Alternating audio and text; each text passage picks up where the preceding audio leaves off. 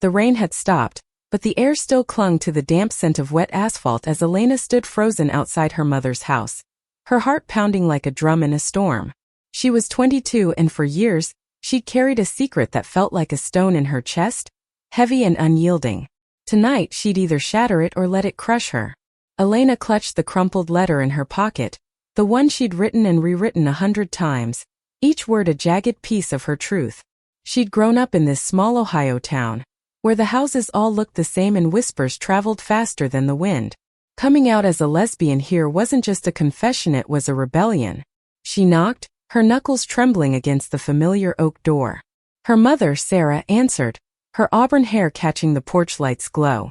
At 45, Sarah was a woman of quiet strength, her green eyes always searching for something unspoken in her daughter's face. "Elena? You're soaked," Sarah said, her voice warm but laced with concern. "Come in, sweetheart." Inside, the house smelled of lavender and old books, a comforting contrast to the chaos in Elena's chest. They sat at the kitchen table, the same one where Elena had colored as a child, now a battleground for the truth. "Mom," Elena started, her voice cracking, "I need to tell you something. It's big." Sarah's brow furrowed, but she nodded, her hands folding tightly in her lap. Elena pulled out the letter, her fingers shaking as she slid it across the table. "Read this, please." The silence that followed was deafening. Sarah's eyes scanned the page, her expression unreadable. Elena's words spilled out in ink. "I'm a lesbian, Mom. I've known since I was 16. I'm in love with someone, and I can't hide it anymore." Sarah's gaze lingered on the last line, her breath catching. "Her name is Mia," Elena whispered, her voice barely audible. "She's everything." Sarah set the letter down, her hands trembling now too. Elena braced for the worst: anger, disappointment, or the cold silence she'd feared most. But Sarah's eyes met hers and there was something new in them. Not judgment, but a flicker of something deeper, something Elena couldn't name. "Tell me about her," Sarah said softly. Elena blinked, caught off guard. She's kind, Mom. She's 23, an artist with this laugh that makes you feel like the world's okay. She sees me, really sees me."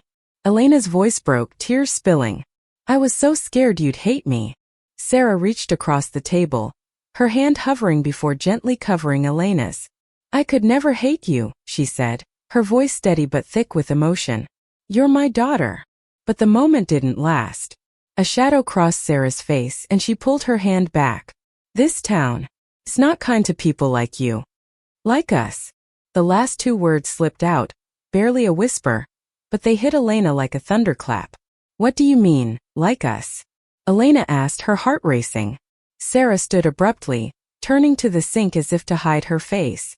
"It's late, Elena. We'll talk more tomorrow." Elena left the house that night with more questions than answers, her mother's words echoing in her mind. Like us. What did that mean? As she walked through the quiet streets, the weight of her secret felt lighter. But a new mystery bloomed, one that would unravel everything she thought she knew about her mother. The next morning, Elena met Mia at their favorite spot by the lake, where the water shimmered under the early sun. Mia, with her wild curls and paint-splattered jeans, pulled Elena into a hug. "How'd it go?" she asked, her voice soft but urgent. "I told her," Elena said, staring at the ripples on the water. "She didn't freak out, but she said something weird. Like us." "I don't know what she meant." Mia's brow furrowed. "Maybe she's just processing. Give her time." But Elena couldn't shake the feeling that there was more to it. Sarah had always been reserved, her past a locked door Elena had never thought to open. Now she wondered what secrets her mother carried. Back at home, Sarah sat alone, staring at an old photo tucked in a drawer. It showed her at 20, laughing with a woman whose face was half hidden by sunlight. Her name was Claire, and she'd been Sarah's first love, a love she'd buried under years of fear and shame. Sarah hadn't meant to say like us. It had slipped out, a crack in the wall she'd built around her past. She'd grown up in a time when love like hers was a sin whispered about in church pews, a secret you took to your grave. She'd married Elena's father to escape it, to be normal, but the cost had been her heart. Now her daughter had laid her own heart bare, and Sarah felt the weight of her own silence. She wanted to protect Elena, But how could she when she'd never faced her own truth? That evening, Elena returned home, determined to understand. "Mom, what did you mean last night?" she asked, her voice firm but gentle. Sarah hesitated, then sighed. "I need you to know something, Elena. But it's not easy for me to say." She led Elena to the living room, where the old photo now sat on the coffee table. "This is Claire. She was someone I loved. A long time ago." Elena's eyes widened. You loved a woman." Sarah nodded, tears welling. "I did. But I was scared. I pushed her away, married your father, tried to be someone I wasn't. I thought it would keep me safe, but it just broke me." Elena sat stunned, as her mother's story poured out a tale of love lost to fear, of a life shaped by what could have been. Sarah's voice trembled, but there was a quiet strength in her confession, a release of decades of pain. "I don't want that for you," Sarah said, gripping Elena's hand. "You love Mia. Don't let fear take that from you." Elena felt tears stream down her face, not from sadness but from a strange, beautiful relief. Her mother wasn't just accepting her, she understood her. For the first time, Elena saw Sarah not just as her mom, but as a woman who'd fought her own battles, who'd loved and lost in ways Elena was only beginning to comprehend. As they sat together, the walls of their small Ohio home seemed to expand, filled with a new kind of honesty. But outside, the town was stirring. Word of Elena's coming out had spread, and not everyone was as open as Sarah. The whispers were growing louder, and soon they'd face a choice: stand together or let fear win again. The days that followed were a fragile dance between hope and tension. Elena felt lighter, as if her mother's confession had lifted a veil, revealing a woman she'd never truly known. But the town of Willow Creek wasn't as forgiving as Sarah's kitchen table.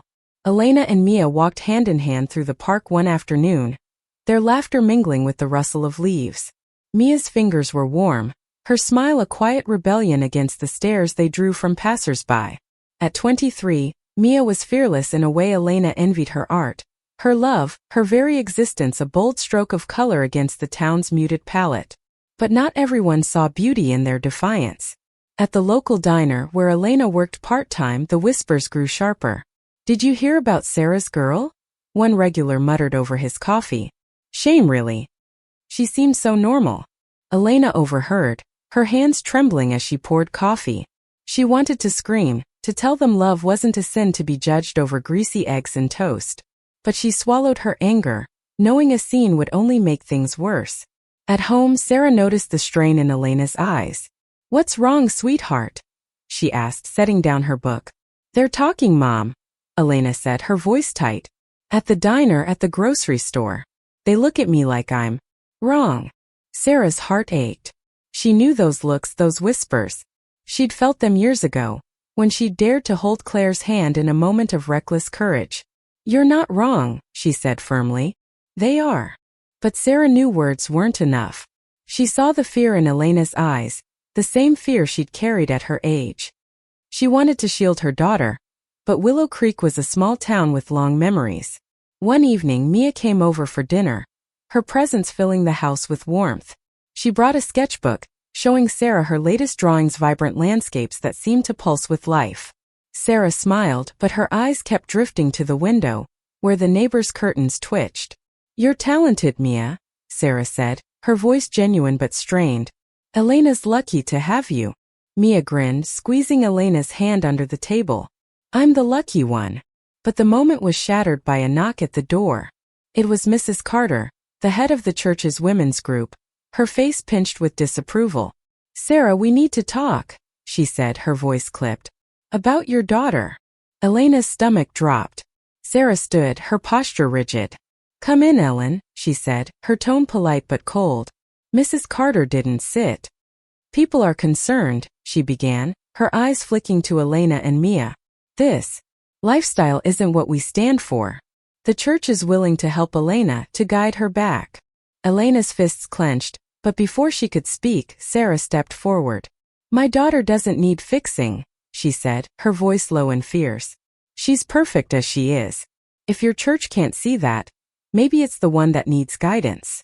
Mrs. Carter's mouth opened, then closed. She left without another word, but the damage was done. The encounter spread like wildfire, And by morning, Sarah's phone was buzzing with messages, some supportive, but most dripping with judgment. Elena felt the weight of it all. "I'm sorry, Mom," she said, her voice breaking. "I didn't mean to drag you into this." Sarah pulled her into a hug. "You didn't drag me anywhere. I'm right where I want to be, standing with you." But the town's pressure was relentless. At the diner, Elena's shifts were cut, the manager citing customer complaints. Mia's art stall at the local market was mysteriously denied a permit. The message was clear: conform or leave. Sarah, meanwhile, was wrestling with her own past. She found herself returning to the photo of Claire, her fingers tracing the faded edges. She hadn't spoken to Claire in over 20 years, but the memories were as vivid as ever: the stolen kisses, the whispered promises, the pain of letting her go.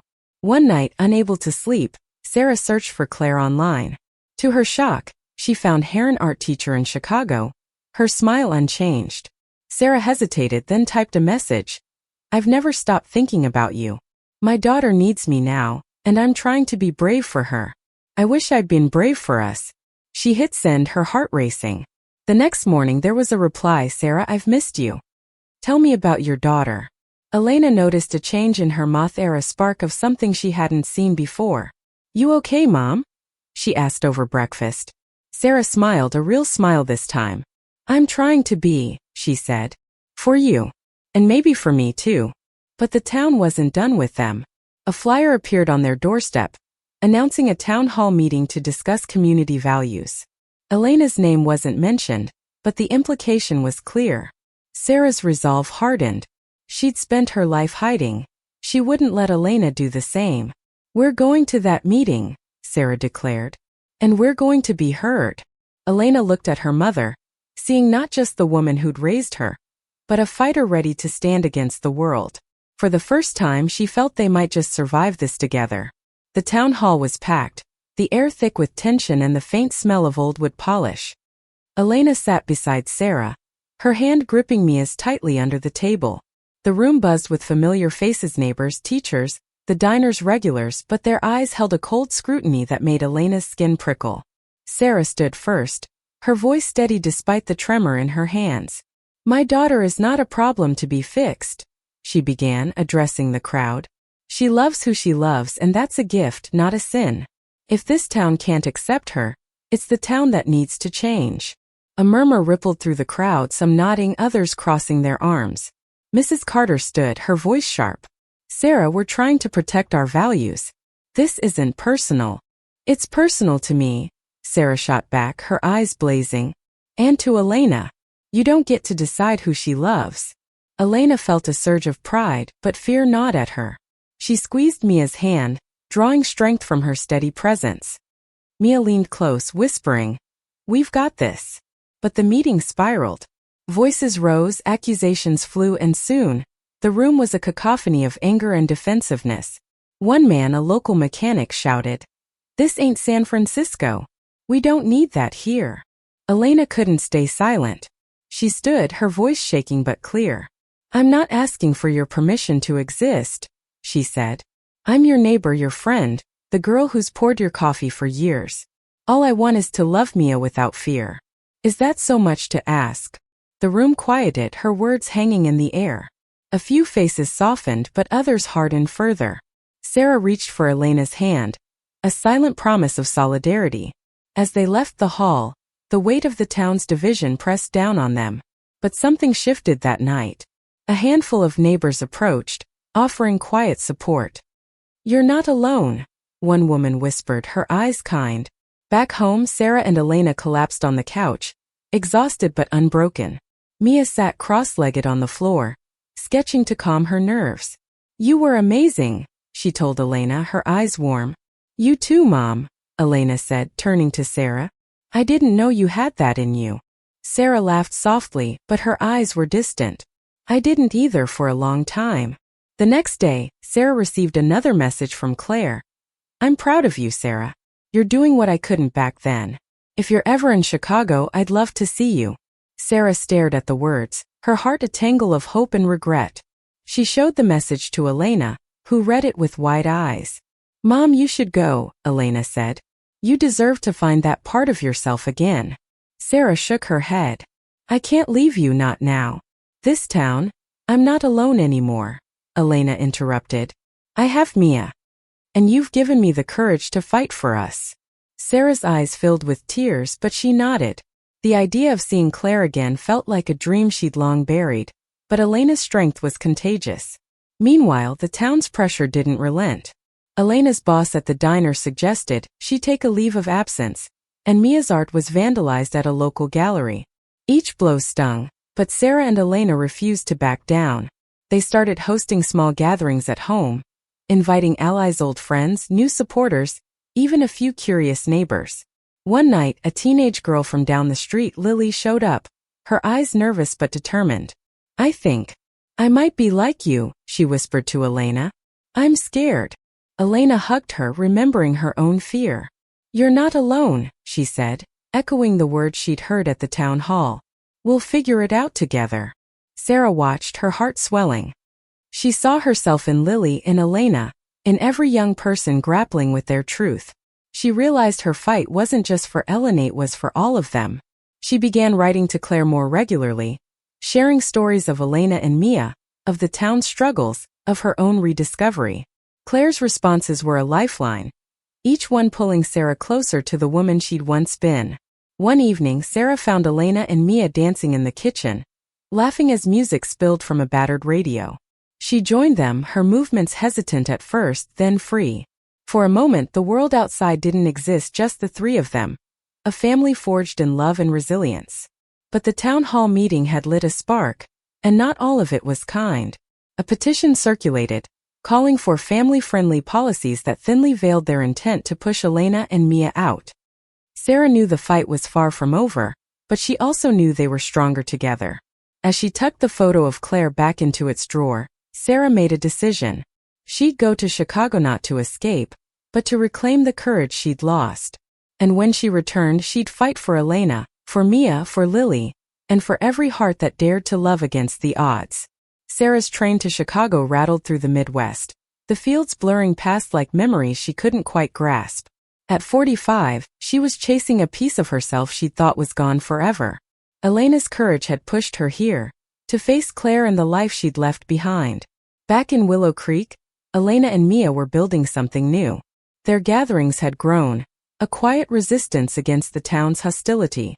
Lily became a regular, her shy smiles blooming into confidence as she found a community that saw her.